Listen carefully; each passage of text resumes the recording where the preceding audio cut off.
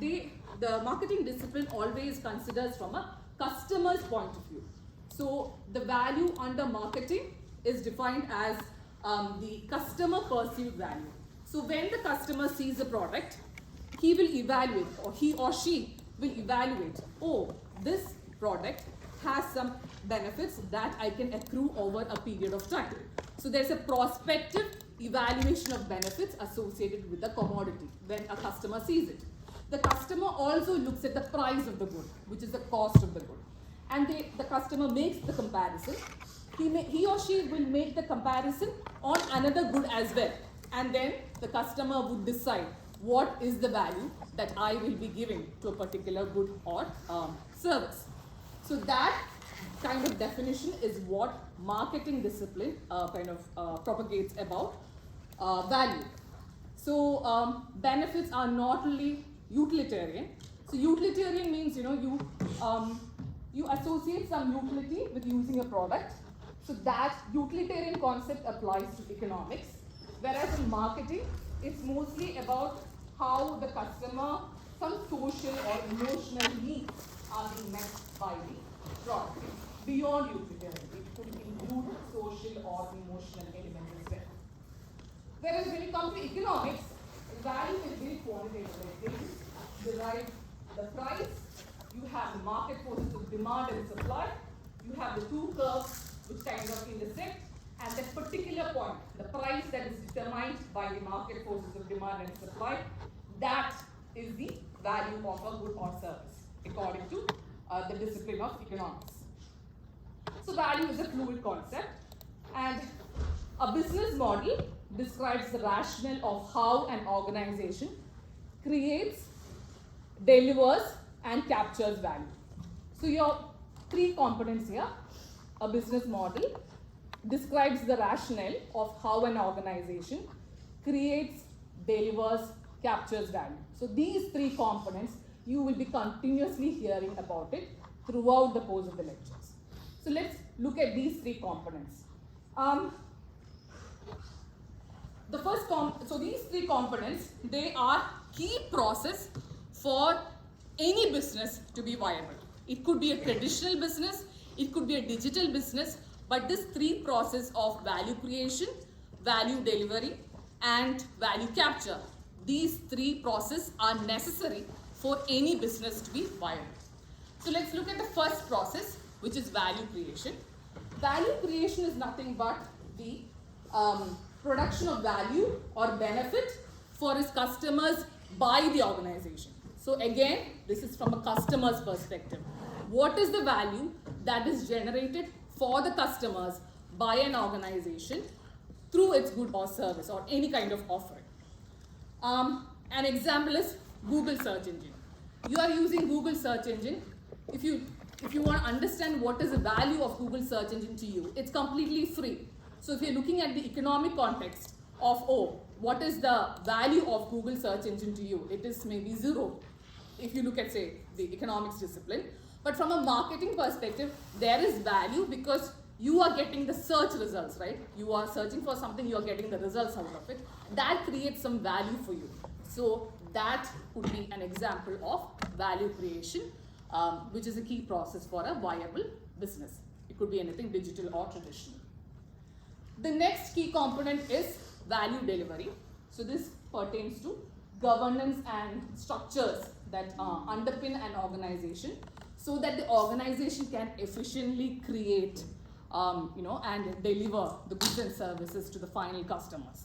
So this could include supply chain, whether they are meeting certain standards of quality, quantity, time, etc. Finally, value capture. This is more of an economics concept in the sense that this refers to the monetization of business through transactions with customers. So if you are purchasing a good, you're paying some amount for that particular good or service, that payment would be value capture. If you're paying some fees or a subscription fee for your Netflix account, that corresponds to value capture. It could also be the case that you're using Spotify and Spotify as a free user, but then even if it's free, you are giving some data to Spotify. So there is some transaction taking place. So that transaction in the form of data is also value capture. In this lecture, we are going to focus on value creation. Any questions here?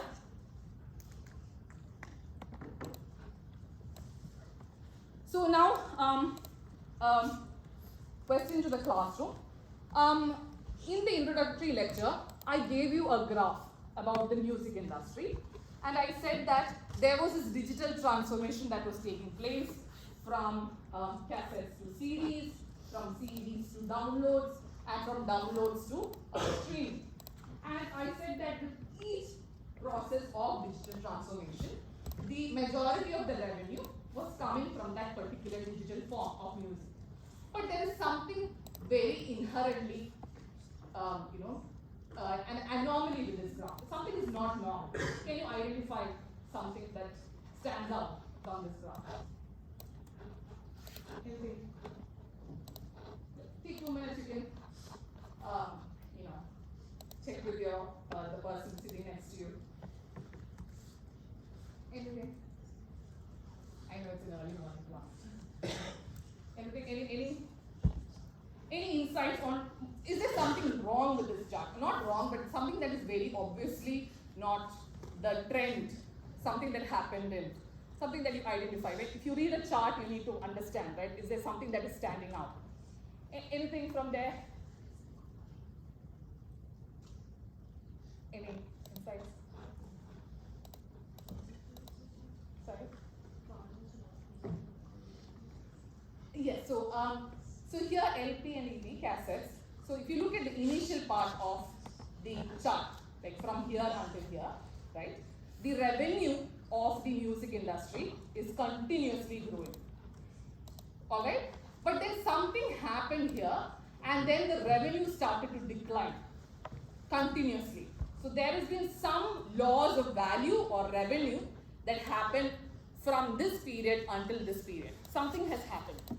So now in this lecture, I will be discussing about what happened, why was there a dip in this kind of revenue that witnessed the music industry. Are you clear? So the general trend of the music industry was that the revenue was increasing. And with each digital transformation, revenue continued to increase. But then during this period, despite digital transformation, the revenue declined continuously. So there should be something that happened that is explaining this kind of an anomaly, right? And we use this concept of value creation to explain that anomaly. So the question is why the decline despite digital transformation. So let me give you some historical context on US music industry. In 1993, Moving Pictures Expert Group, you see this MPEG, right? They introduced this technology called MP3, where the audio files of moving pictures could be compressed into MP3 files. The same technology could be applied to music files as well. So music files could be compressed into small digital files, and the audio quality was, it was not lost. It was quite equal to the other forms of music files as well. So this was a huge technological advancement in the music industry. What is the technological advancement? The introduction of MP3 files. The same year what happened was World Wide Web was formed. Internet started. Mosaic launched the first www interface. So both these were huge technological disruptions that happened across the world, but it had a huge implication for the US music industry. So both these new technological advancements, what was the possibility from this technological advancement? It should have ideally created a lot of value creation for music customers. A, digital files, MP3 files could be swapped with each customer. B, they can go to the internet and they could download these MP3 files, music files. But that never happened. Why didn't it happen? Because there was this body called Recording Industry Association of America. So they represent the music labels. like Sony, and these music labels, they are the people who get into a contract with the music artists. So they have a lot of say. They control the music industry. So what they did was, they said, they sued the MP3 technology. They said that, we are not going to allow our music to be released in MP3 format. It's not legal. So this kind of, inhibition that was given by the RIAA, which is nothing but the Recording Industry Association of America. Because of this, businesses could not take advantage of a new opportunity to offer value to the customers. All right?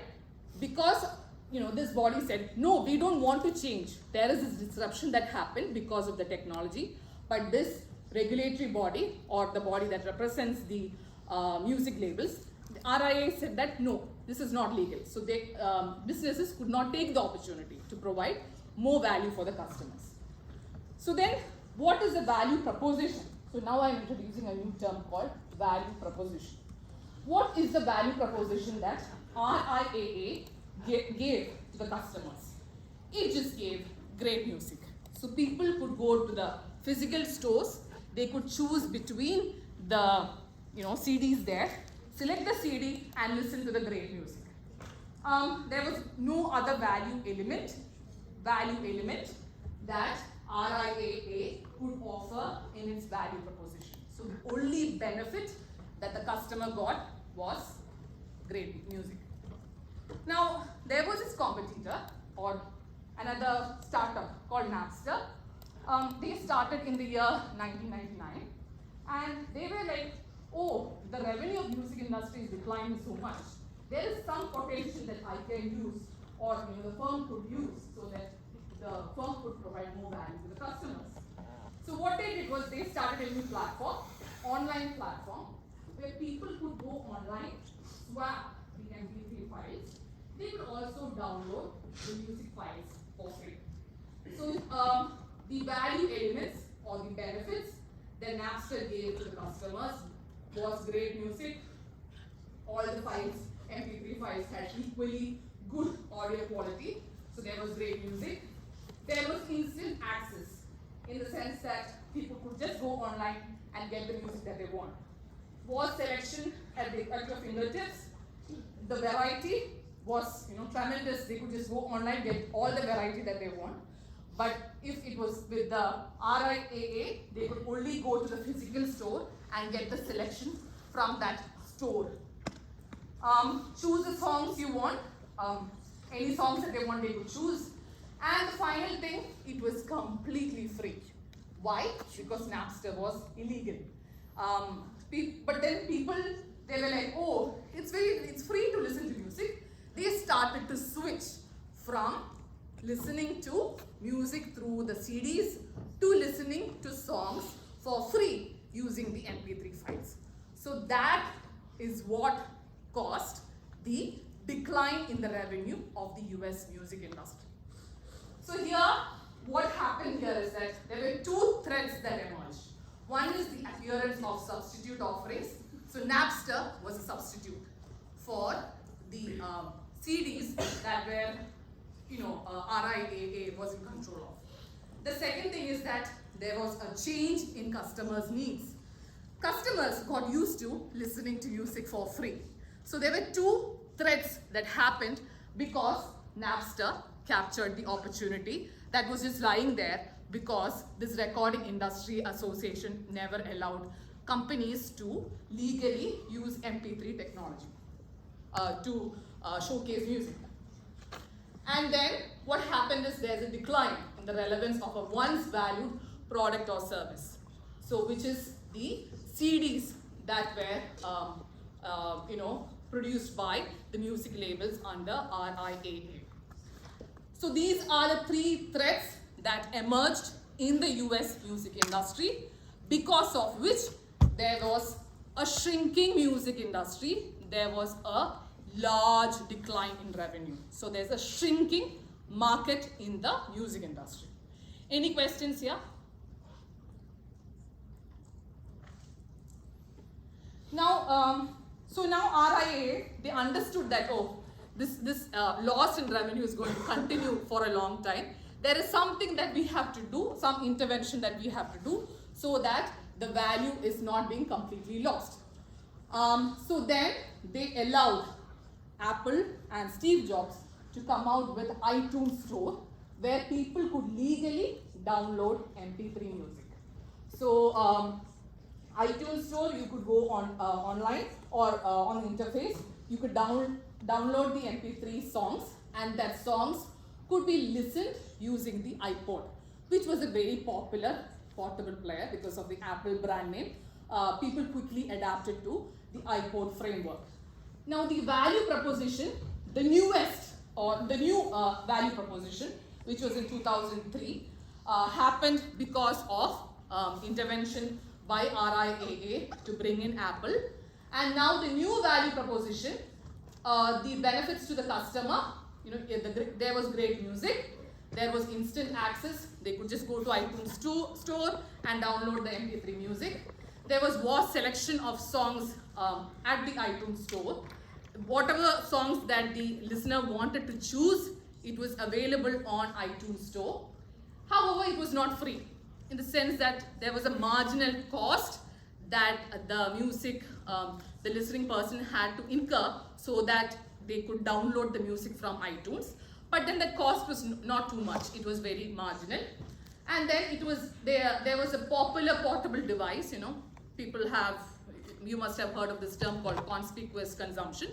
When you have iPod, you think that, oh, this is a good device and everybody is having it, so I will also have it. So it was a very popular portable device, and that is also a benefit, an additional benefit for the customer. So then there was a new value proposition. So here, if I give you the context in one sentence, because of RIAA not willing to change because of the technological advancement, there were three threats that emerged. Because of these three threats, there was decline in the revenue in the US music industry, in the sense that there was a dip in the value creation, and then there was this new value proposition that was formed by Apple that helped the US music industry to get back into track, because now it's legal, people had to pay a marginal cost, and from that marginal cost, some amount was paid back to the music artists. But it was so popular that there was a complete rebound. Any questions here? Any questions? Yeah. Just something about the trend just seems a bit off, because it seems like it didn't actually rebound until around the time the streaming took off there. But it looked like it kind of just stagnated around the time the digital downloading became popular. Yeah, but then if you see, say from until here to here, the share of downloads is also large. Streaming started, but then it was not as popular as iTunes at that point in time. It was less so that. Yes, so that. It's just that CDs and such were becoming less popular, whilst digital stayed a bit the same popularity, if not a bit more so over that time period. Exactly. Yeah. Okay. Yeah. So that was a very good point. So what his question was that, okay, because was it driven by streaming? Yes, at a later point of time, it was driven by streaming, but then the initial rebound happened because of iTunes, because if you see here, the largest source of revenue is coming from downloads, which is nothing but through iTunes. You go to the store and you download the songs. Any questions? Any more questions? Yeah. Okay, so now some broad lessons that we could learn from US music industry. Companies, they have to change their assumptions when they move from the traditional age to the digital age. The first assumption is that, the traditional age, I'm just going to go with the same US music industry example. Their assumption was that, the value proposition is defined by the industry. The industry is dominating everything. So whatever benefits that the customer gets, that would be defined by the US music industry. But with digital disruption, value proposition is not defined by an industry, but it's defined by changing customer needs. So here in the US music industry, the changing customer needs was that the customer wanted to listen to songs online, not online, through a digital format, and the customer wanted instant access.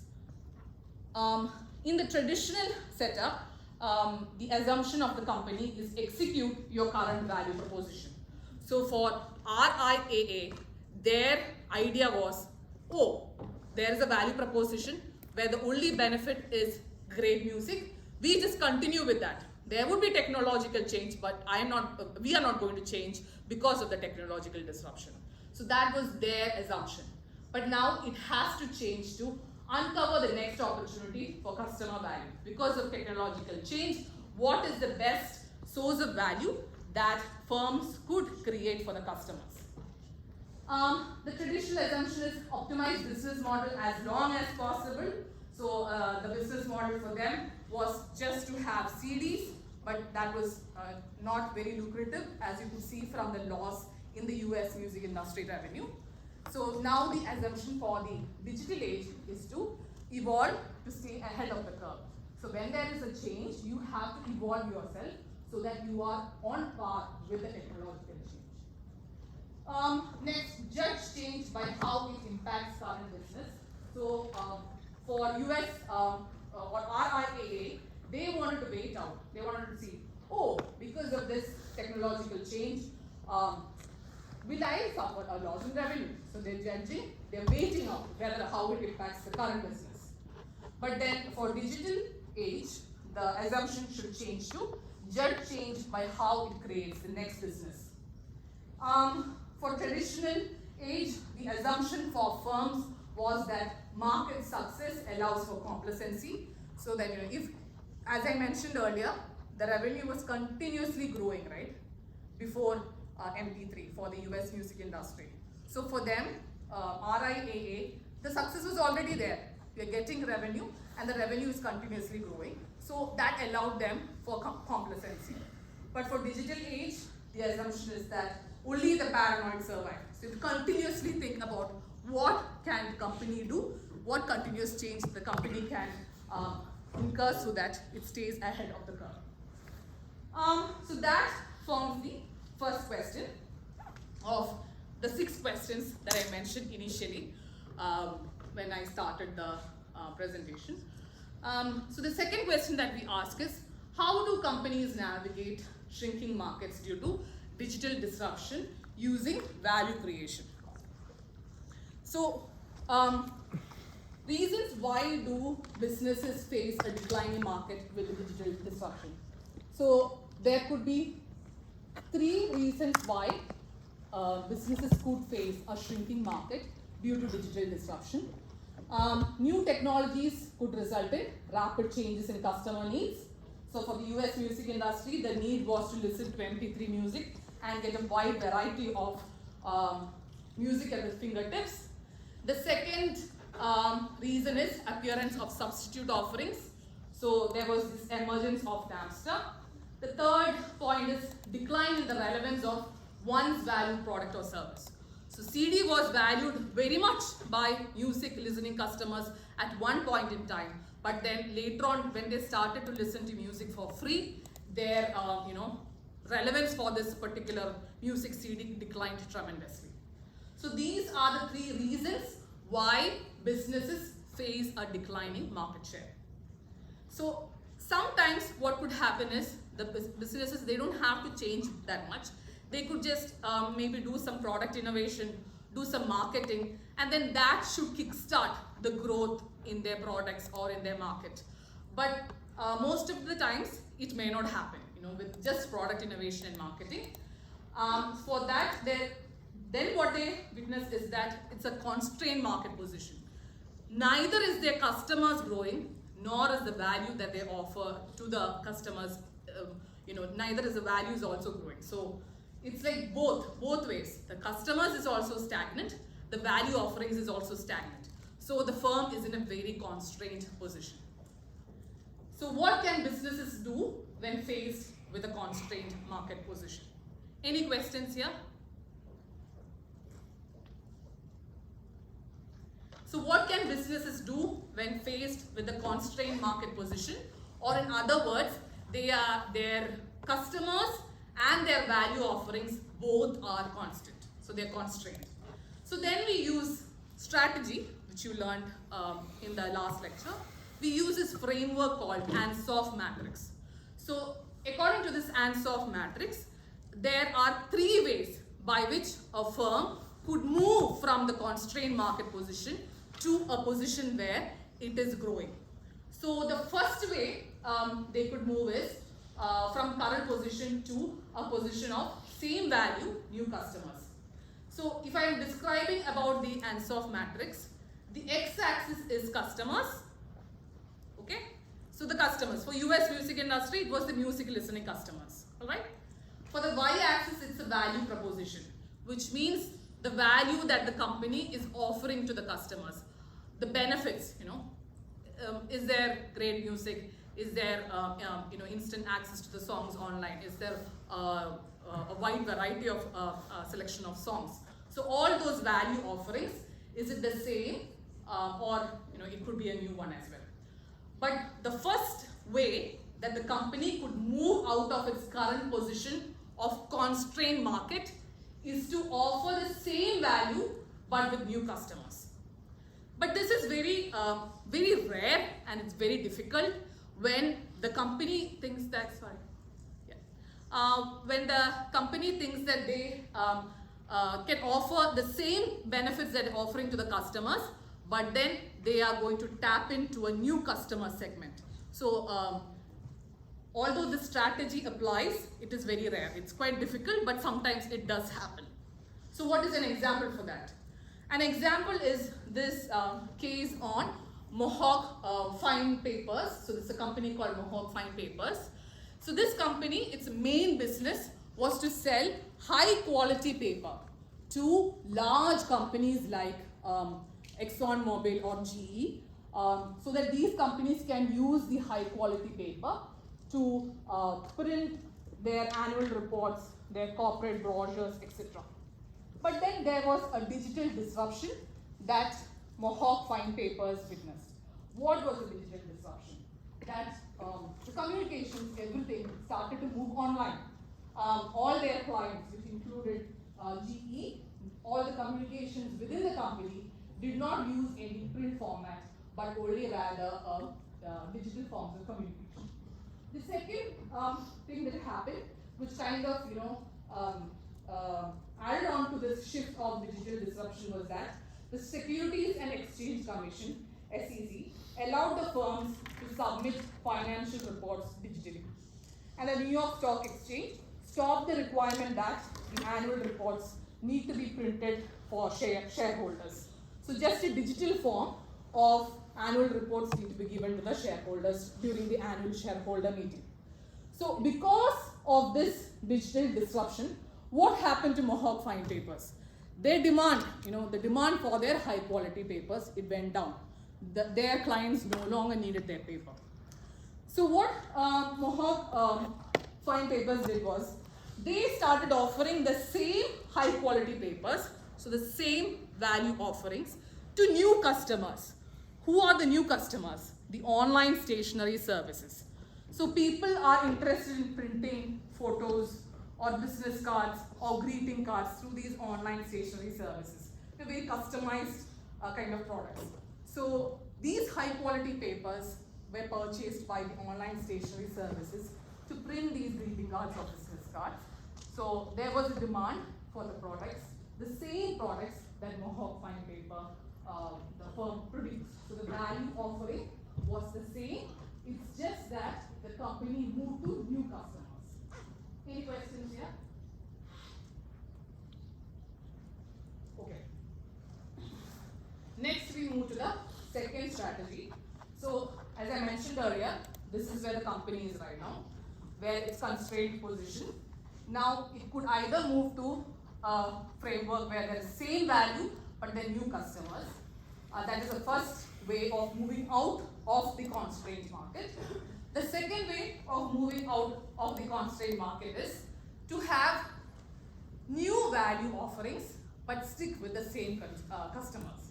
So this is what is happening throughout the world normally. That is, they try to stick with the same customers, but they try to give new value offerings.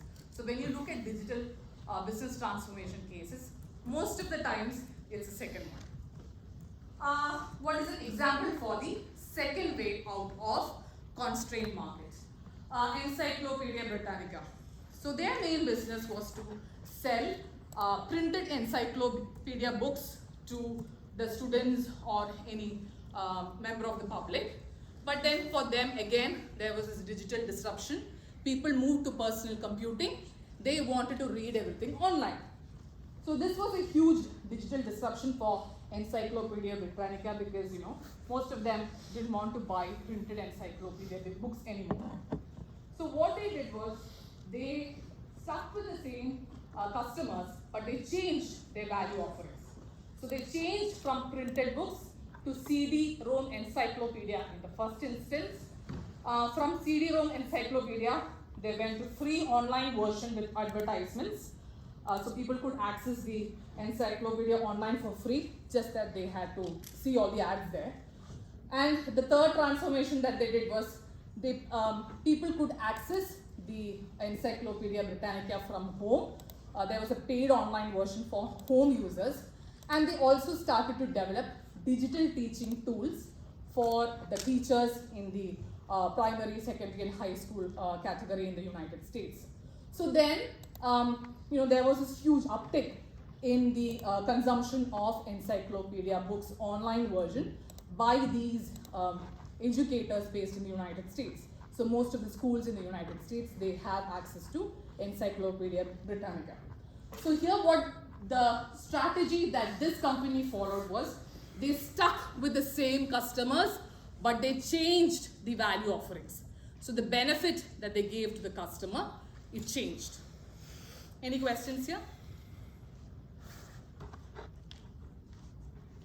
The final way of moving out of this current position of constrained market is to go for both new value and new customers.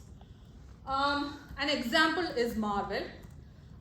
Their main business was to print comic books which youngsters used to like to read. But again, they faced a digital disruption. Personal computing became popular. Everybody wanted to read things online. So they suffered a huge decline in their revenue. So they wanted to change their business model and they took a huge bet. So what is a huge bet that they took? They started a movie production house altogether. So they leased as collateral, they needed to finance the setup of the studio house. To do that, as collateral, they gave the rights to their comic characters, and they got the loan, started the movie production house to produce high-budget movies where the characters are based on their comic books, right? But the bet kind of paid off. This huge business transformation. They were able to get a lot of revenue from these movies, and finally Walt Disney acquired Marvel. So here, the strategy that they used was new value with new customers. Why is it new customers? Because it's not only the youngsters who are watching these movies, but it's also the old people or any age people who watch a movie, who go to the theater and watch the value offerings that Marvel gave. So their customer base increased from just youngsters to all age groups or different sections of the population. So there was a new value offering in terms of the movie production house. They started producing movies, and there were new customers because they went beyond the youngsters who are reading comic books to all sections of the population who prefer to watch movies. Any questions here? So now we have a classroom activity. I'm going to show you a video of how a newspaper based in India called The Hindu underwent digital transformation. So after the video gets over, I want you to discuss with the person next to you and identify which of these three ways did that company use to come out of shrinking market. Was it same value with new customers? new value with new customers or new value with same customers. All right.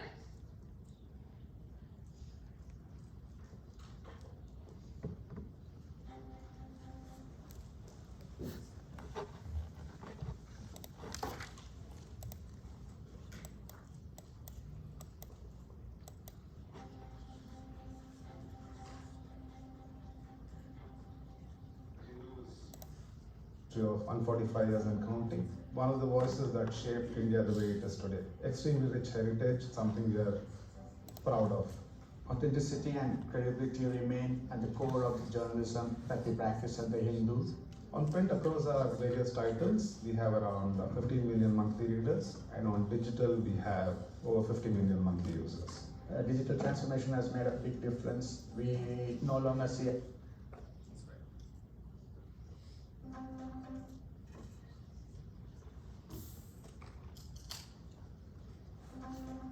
the core of the journalism that we practice at the Hindu. On print across our various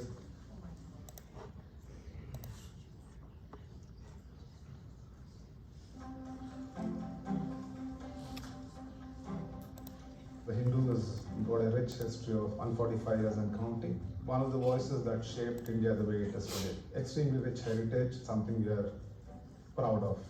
Authenticity and credibility remain at the core of the journalism that we practice at the Hindu. On print across our various titles, we have around 15 million monthly readers, and on digital we have over 50 million monthly users. Digital transformation has made a big difference. We no longer see ourselves as just a newspaper, but we see ourselves as a 24/7 news organization. The challenge has been, how do you make digital front and center of the organization's energy, its bandwidth and its resources, which is very difficult because you still have a robust print system running. To run these needs the ability to align the organization around common purpose. One thing we make sure is that there is no compromise and that the same editorial processes that inform our print cycle are carried on to the digital format as well. So we started our experiment with readership paywalls in 2019. When we started, it was just simply an ad removal paywall. Then we went to giving users 10 articles free. The challenges we had were not enough people were hitting the paywall, which means it impacted our subscription revenues.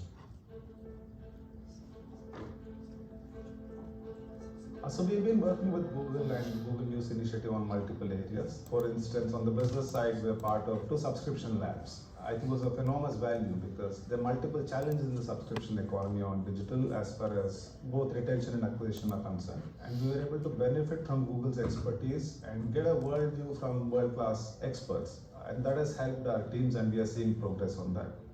We've now focused on subscription as a strategy, both in print as well as digitally, to bring in new readers and reduce our dependence on advertising. It has helped us enthuse our journalists and people see value in the work we do. So that's been a big transformation and a turning point for our organization.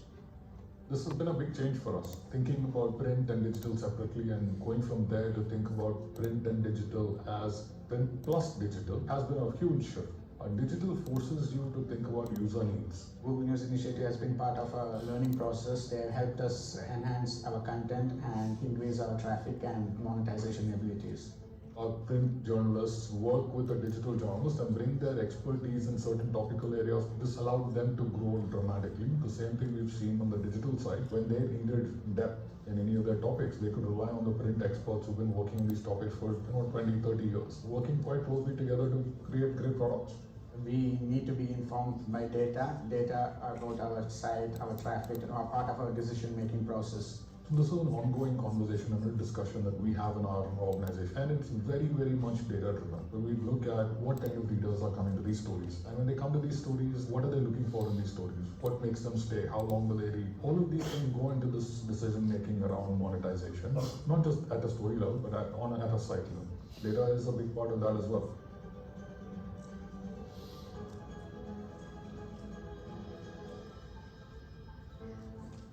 What makes traditional media like the Hindu different is that we have a strong gatekeeping culture here. So we make sure that we vet the facts, we make sure that we get correct news out. By doing this, we are actually strengthening the idea of journalism or journalism in India. I think this is the key responsibility is to get the right facts out there for the reader.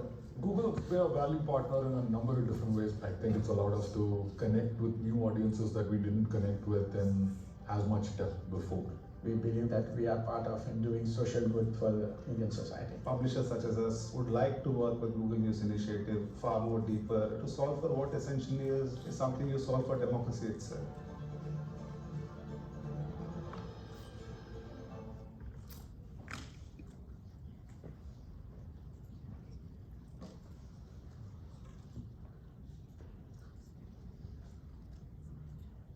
Yeah.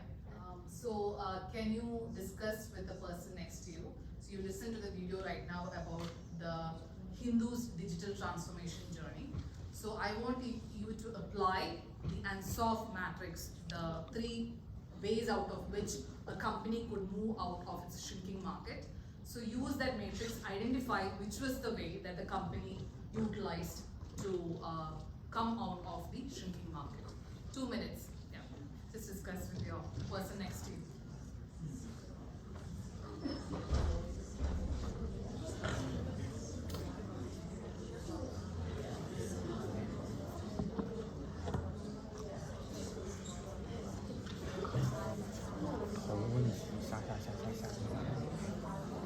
我只是在想要不要停止录播，不停了好久。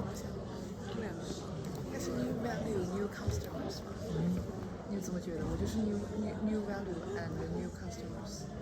它做数字化转型的话，保守一点就是 new value 加 old customer， After this, we 但是 can 他 go 是 for 说 a 他 break. 的受众群 customer 越来越多加 gap。那就是 new value 加 new customer， 对啊 ，new value 是肯定确定的。群体扩大属不属于？像他刚说那个漫威那个例子，不就是群体扩大嘛？从 youngster 然后去了各年龄段的人。那他这种像他这个报纸从传统的报纸到网上的digital media，那他是不是就是受众群体越大？你们怎么想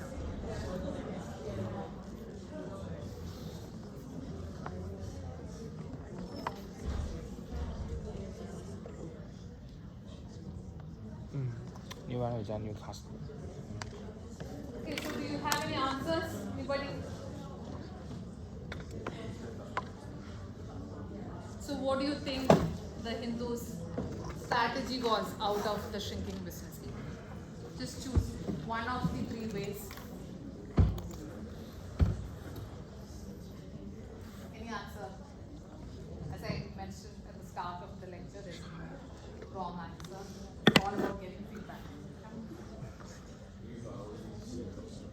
Exactly. So it's new value with same customer. Why do you think it's new value with same customers? Yeah. Exactly. So it's not that we're going to target somebody who's not reading a newspaper to come and read the newspaper, right? So the answer that they gave is completely correct. It's new value, second strategy. New value with same customers. The Hindu is not targeting new people to come and read its value offerings. The value offering that they're giving is going from a print to a digital world.